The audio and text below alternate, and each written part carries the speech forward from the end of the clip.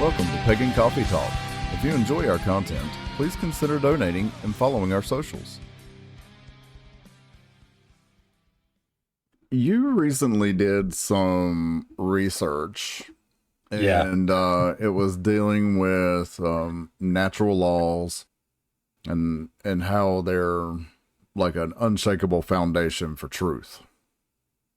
Right. Basically, that nature itself is the foundation of truth in society or in this realm of logic. Okay. In this world we live in, nature is the truth. Right. So how does that relate to what we do? Is this going back to the like last week's episode where we talked about the debates and...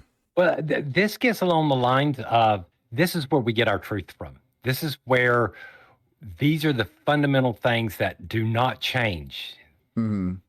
When we're talking about nature, gravity works everywhere the same. So you're saying it's it's an innate, observable, right? All right, reaction to, or we're able to sit here and observe actions and reactions in real time in life itself. That's truth. If I drop a rock off the top of the Empire State Building and another rock off the top of the top of a very large mountain, they're both going to fall the exact same. Gravity works the... Right. It doesn't care about your opinion. It doesn't care about anything else. It follows its own law. Right. Well, like boiling water. Example, boiling water. Well, boiling water boils at a certain temperature at ground level. Mm-hmm. Now, science will sit there and go, at higher levels, it may boil faster. At lower levels, it may boil at lower. Right. But that's all about pressure, not some variable that just changes for no reason. It's not like the laws of science just stopped working whatsoever. So pretty much this is what makes it as like an undeniable authority, if you will, is that it's consistent. It's consistent. Its principles don't change. No. Okay. There's no interpretation of it. There's no, I could see it this way or see it that way. It is what it is. The unchangeable principles. Can any of that be corrupted in any way? I don't see how. How can you corrupt the water boils at a certain temperature? How do you corrupt, all of a sudden, gravity not working? Good point. Nothing ever falls up. I don't know. All right? I guess I was asking it from like a scientific perspective, or like if you're doing experiments, there are certain scientific experiments that you can corrupt the data. You have a problem here. Okay, let's explain this, all right? Mm-hmm. There's a difference between correlation and causation that we have a problem with in human behavior. Okay? So let me explain this. Basically, a guy gets up, you're living in a society, and every morning you get up and the priests have already been up before the sun, burning incense, doing chants. That causes the sun to rise. This is all you've ever known your whole entire life, right? Mm-hmm. That this ritual causes the sun. Now, me and you would sit there and go, okay, that's stupid, right? Well, yeah. Yeah, I mean, the ritual, doing the ritual or not doing the ritual will not affect the sun one way or the other. True. Well, we know this scientifically, but yeah. We know this scientifically. My point here is we would like to sit here and look at our ancestors and go, okay, they were stupid for thinking about this. But really, were they? Because I argue humans still do this to this day. Mm-hmm. All right? All you got to do is ask any athlete whatsoever. Anyone that's gotten hurt, and I'm sure this is what you'll hear. Yeah, that one time I didn't pray before I went out on the field and I blew my knee out. Right. That one time I didn't pray, I got sacked or I got hurt. Yeah, and like all the little superstitions, like you have a certain pair of socks on game day or whatever. Game day. Yeah. This is actually the same behavior as the guys in the old days, burning the incense, trying to make the sun come up. Okay, yeah. I mean, that makes perfect sense. Are you with what I'm saying? That's where in the world that comes from. But where we get real causation and understanding in the first basics of what we would refer to as rational thought would have probably happened more along the lines of this way. Back in the day when we were cavemen, right? And I'm talking about no language, no clothes, and we were just grunts. The only time we got meat is if the only time we got meat is if the large animal happened to have left it behind. All right, we were scavengers. Right. Well, about this time, this is when these wolves that were less scared of us started to approach us and be closer to our accounts. All right. And if you look at the record, all right, if you look at the geological record, proto-dogs happen, and then it doesn't seem like that long after, humans start to develop a whole lot faster. And here's why I think why. As humans, I can have sex with a woman, get her pregnant. It's going to be 3 or 4 months before she starts to even show.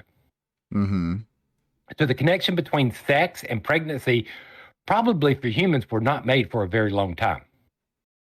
Probably not. Until we started to see these proto-dogs, where we would see them mating, then see them swell up and have babies within a matter of weeks of each other. The time bless is compressed.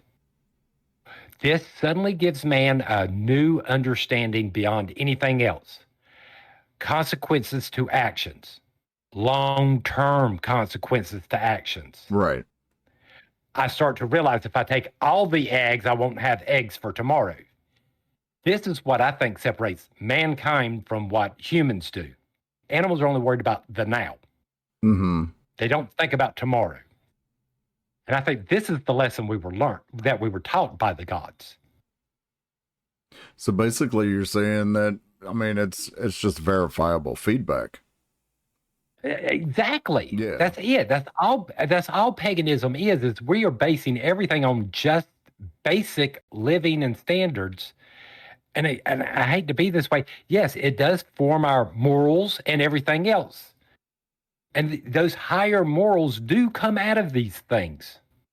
So do you think that we as humans, we are basically designed to operate within these natural systems? Yes, I do. I think that's exactly this is what we've done our whole entire lives.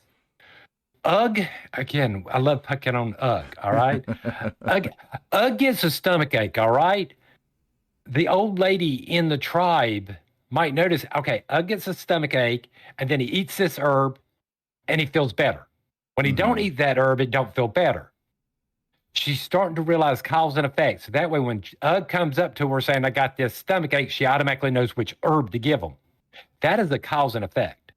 Now, yes, this also means this primitive type of science here, you get a correlation with causation, which you'll get the funny rituals and stuff like this that really don't make a difference.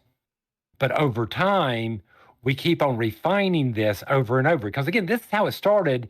And then you got to remember what? In a couple of 1,000 years, we suddenly have apothecary. Right. And then we suddenly have alchemy and all this other stuff. So again, this is just nothing more than an evolution.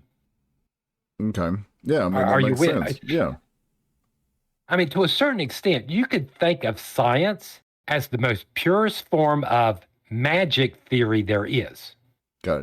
Yeah, of course. Absolutely. I mean, to a certain degree, that's what it is. Well, and I think this also presents a whole new perspective, maybe not a whole new perspective, but it creates a different perspective when you look at dysfunction and disease and things like that. Lord Men always had a thing that disease is dis-ease, right? And it is. And I think if we look at paganism as a return to this natural alignment or the original design of our human selves, that you can observe the consequences of not being aligned. Well, let's think about it this way. All right, there was a change in society where in the world humans started to think of themselves as above nature and not part of nature. Right. Then we start getting these places now, look at society now, all right?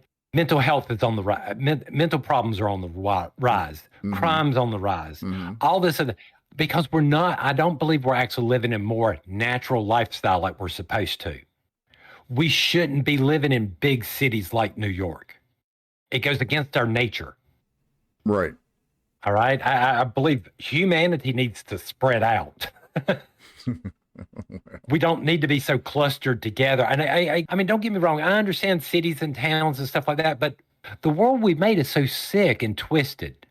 All right. It really Nobody's is. Nobody's ever exposed to the natural world and the wonders of it. Right.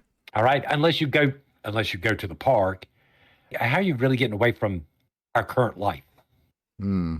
I mean, seriously, let's take again, New York or these big cities where you have a park in the middle of a big city. In the middle of Central Park, I'm sure there are places you can still hear the traffic and everything else, and it's still the smog, and it's not real fresh air. Right. Yeah, it's not really getting away from the city or anything. It's a pretty place to visit. It's a pretty place to visit. Until you go out to the mountains and to a cabin where, I don't know, your nearest neighbor's a mile away or something, and you can really go out there. I'm sorry, everybody feels that connection as soon as they're out there. Right. I hear about it all the time on TV and from other places. You got to go out into nature, get reconnected, and get away from. We tell people all this all the time and not realizing that's our spiritual connection. Mm-hmm. That's back. That's us communicating with the gods again. Right. Communicating with nature, getting those feelings, getting that energy back into us. I remember we took a trip to Grandfather Mountain, and we rented an Airbnb. The owners were close by, but they weren't. Right. But it was beautiful. It was secluded. We stepped out on the front porch, and there we were just surrounded by nature. We looked like we were on the middle of a farm. Yeah. We were in the middle of farmland. We were in the middle of pastures. Yeah. It was nice. Nobody really around us or anything like that. No yell, no screaming, no nothing. No, we couldn't hear traffic. We couldn't even hear farm equipment. I mean, no. It was, and it was very nice. It was a chance to get away from the city. It was a chance to get away from everyday distractions. And because here's what I would say. For those people that think we're nuts on this, try it. How hard is it just to go to a park outside of town? Mm-hmm. Something a little bit, go walk around the battlefield, whatever. Get away from everything. Mm-hmm. Try it. Go climb a mountain. You'd be surprised. Right? You'll be surprised at how energized and how much better you feel, even though you might be tired and worn out. Yep. What I'm suggesting, there are testable things here. Mm-hmm. All right?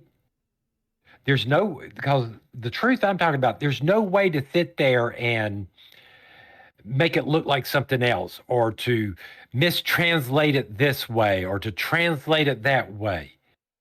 Air works. Fluid mechanics work the way fluid mechanics works because of nature. Right.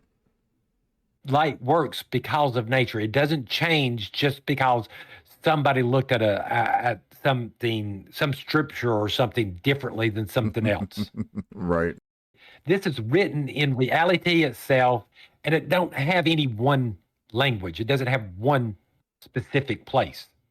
Mm-hmm. It's not owned by any specific culture. It's owned by all of us. The answers that we hunt for in our own lives can be found in nature. The truth is there if you just want to read it.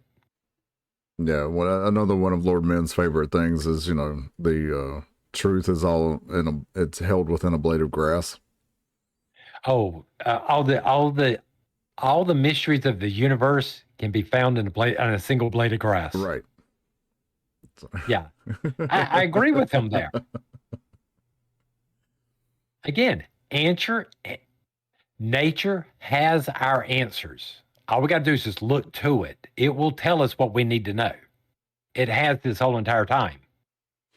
Well, now, question though. All right. So we already know that we can, getting back to nature, basically resets us, right? Resets us mentally. Right. And we already know that we can gain knowledge through nature.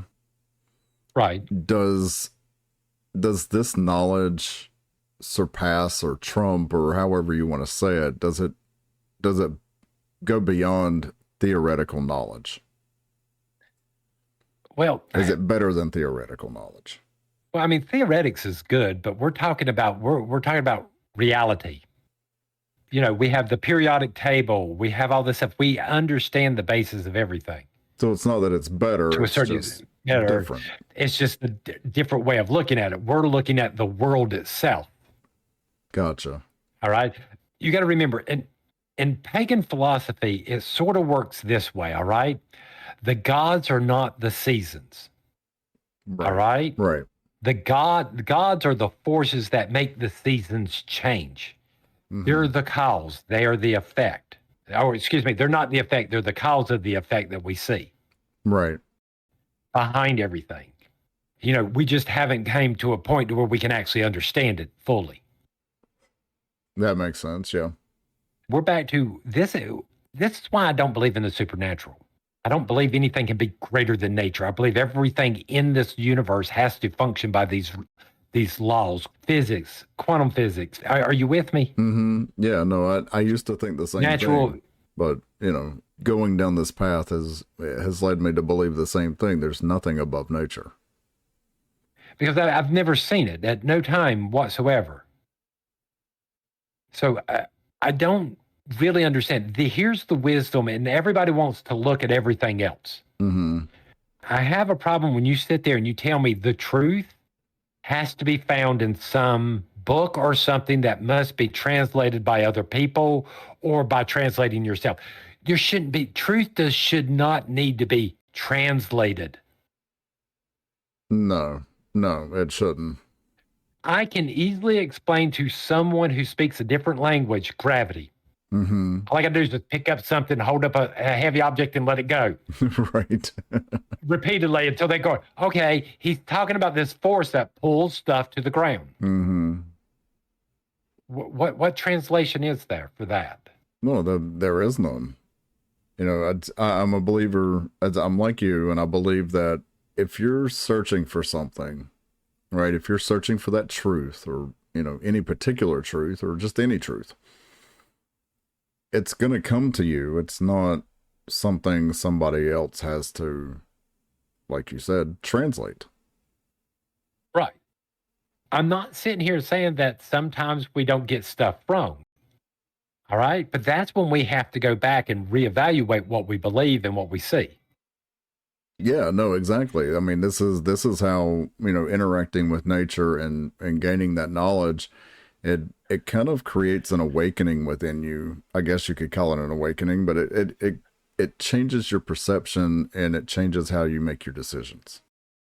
Yes. You're basing it on what in the world's actually going to happen, what's most likely, all right? Exactly. Now, I'm not going to sit here and say, to give you an example, okay? You're in the hospital on your deathbed or whatever, all right? Me sitting here pleading with the gods to suddenly make you better when I know the doctors are going, well, guess what? It's not going to change anything. No. What my religion basically says is, okay, at this time, I need to start preparing in a different way. Mm-hmm. Instead of trying to fight the inevitable. Right. So that means I want to spend time with you. I want to be there. The idea there is that we need this connection with one another. We need to understand what's actually going on here, what behaviors we need to do, and respond to them. Because again, we have to take care of life first. Well, yeah. I mean, if nothing else, if we just look at Manos, I can't think of his name. Maslow. Right. Well, the idea is that once you take care of certain basic functions, you can worry about higher ideals. Okay. In and of themselves. This seems to me like a more natural progression of stuff in society. This makes sense. This is how I would probably have to deal with your death. Are you with me? Yeah, yeah. I'm not saying fantasy ain't good, but at some point, we have to suspend that fantasy and realize what reality says. Right. Yes, it's nice to sit there and think me praying to the gods are going to change the situation when it's not. But we have a lot of beliefs out there who want to push, oh, no. We need to stay in this state of denial as long as possible. Well, I mean, it does help some people deal with things, but only temporarily. I mean, but again, this just seems like to me it's just the method of putting off the inevitable. Well, sure it is. Looking at this problem. Sure it is. All right. So there's my point there is that if we look at our ethics and moral, we're a little bit more pragmatic about it. And this is why, because of where we're getting it from. I don't think we're being cold-hearted or anything like that. At some point, we're just realizing what fate has, and that's it. You only have so long, so. Well, and speaking of ethics and morals, how does getting back to this more natural alignment, how does that actually help us with our ethics and morals? Well, again, if we start looking at what helped us, what kind of lifestyle actually helped us survive, we actually did better in the sort of pre-civilization era to some extent. Better. I mean, again, it wasn't as comfortable and it was hard to get along with. People died. It was easy to get sick and all this other stuff. But socially, we did a little bit better. Good point. All right. I'm not saying we didn't have good health or sickness or anything like that, but socially, we tend to do a little bit better in that situation. Right. When we're doing that clan living, where we're living on land with multiple generations and families and working in that kind of lifestyle versus the nuclear family option. Right. Being a little more on the solitary side of things, where you're kind of disconnected from the rest of it, from everybody else. Right. Where you're sitting there, you're growing your own food and you're being self-sufficient, but still being part of the society in greater numbers. I'm just saying I think that's what we need to get back to this. Okay. I honestly and truly, I do not believe cities like New York, Chicago, LA, even like Charlotte, North Carolina. I don't believe these cities should exist. And not even like the new iteration of, like the 5-minute city. Nope. Where everything's a little more close knit. Nope. Not even those. Wow. Okay. No. I'm talking, I really don't think we should be getting past any cities bigger than, I guess, Gastonia. Okay. I think around that level's fine, but you start getting too much. And even then, I would still prefer us to live in a Mayberry type cities across the United States versus Gaston County. Right. That would even be better to me. So basically get back to the whole small town mentality. Yeah. And I really do. I think that's better for us psychic. I mean, when we look at today, look at how many people have psychological problems now. Right. Compared to what they used to. I mean, depression's more rampant, loneliness and all this other stuff. I don't think what we're doing right now is very healthy in and of itself. It doesn't appear to be, that's for sure. Not with all the stuff that's still going up and more loneliness and incels and all this. Come on, y'all. Right. This makes no sense. This is the lifestyle that everybody else is in this. I don't like this. I think we need to fight against it. Well, hopefully at some point in the future, things will start spreading out a little bit more instead of being so compact and compressed. Well, see, I am hoping with stuff like, the Starlinks and this and people being able to start, I think we're starting to enter in a period to where it's easier to be self-sufficient. Well, to a certain degree. Yeah, that's for sure. I mean, there's a lot of DIY channels out there who teach you, pretty much how to be quote unquote off grid. I mean, we realize we can't be completely off grid nowadays, but. Well, again, there's a lot of people out there, and they got blogs, videos, and stuff like that, YouTube and stuff, and that's it. All they do is homesteading. Yeah. So they're not disconnected from the world. They're all the little tropes everybody says about this is not happening. They're putting out videos. They're communicating. So I don't understand. There's no disconnect there from society that most people would complain about there. Right. And I think that's helping to dispel some of the misconceptions behind, things like homesteading. I would encourage all pagan people to go out and start watching some of these people and see what they got to say about homesteading. Right. I really would. Yay. So there you go. Couple of assignments. Baby. Look up the homesteading people. Yeah. Right. And go out and experience nature for real. Please go out. Go out. For real. Get away from the cities. Go get yourself in nature. Plan a vacation to go out to where your cell phone will never work. Right. Go somewhere where you can't have a TV with you. Yeah.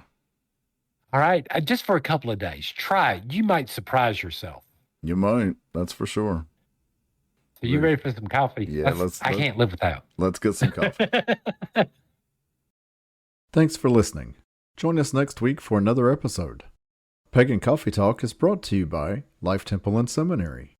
Please visit us at lifetempleseminary.org for more information, as well as links to our social media: Facebook, Discord, Twitter, YouTube, and Reddit. We travel down this trodden path, a maze of stone and mire. Just hold my hand as we pass by a sea of blazing pyres. And so it is the end of our days, so walk with me till morning breaks. And so it is the end of our days, so walk with